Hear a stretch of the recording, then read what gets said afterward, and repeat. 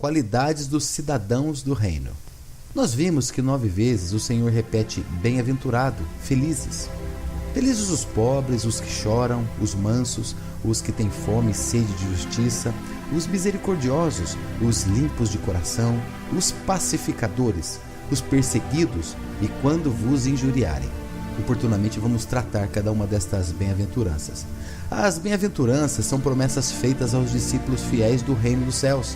E talvez não haja verdade mais importante proferidas pelo Mestre do que o fato de que elas, as bem-aventuranças, não são provérbios independentes, que podem ser aplicadas a grupos diferentes de homens, não. Mas elas são uma descrição composta de cada um dos cidadãos do reino de Deus. Essas qualidades são inseparáveis e tão entrelaçadas como um tecido espiritual. Possuir uma bem-aventurança é possuir todas, e não ter uma é não ter nenhuma. Elas são o caráter da Trindade Santa, e todos os que recebem a Cristo passam a ter a habitação do Espírito Santo totalmente e não parcialmente. E todos os cristãos estão destinados a receber todas as bênçãos, possuir todas as qualidades de vida no reino. Não é correta a afirmação de que uns são humildes de espírito, outros são mansos, tantos outros os que choram.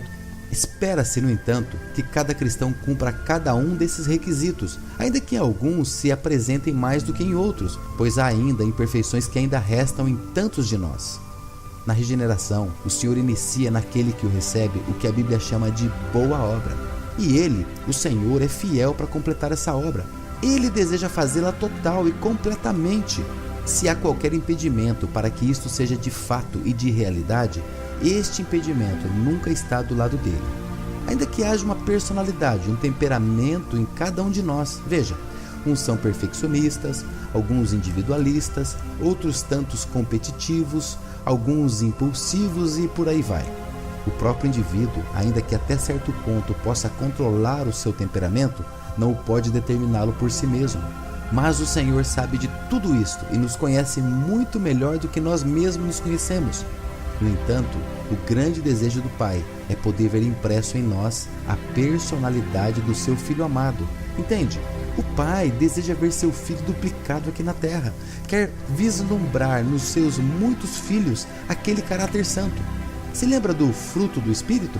Amor, gozo, paz, longanimidade, benignidade, bondade, fé, mansidão, temperança.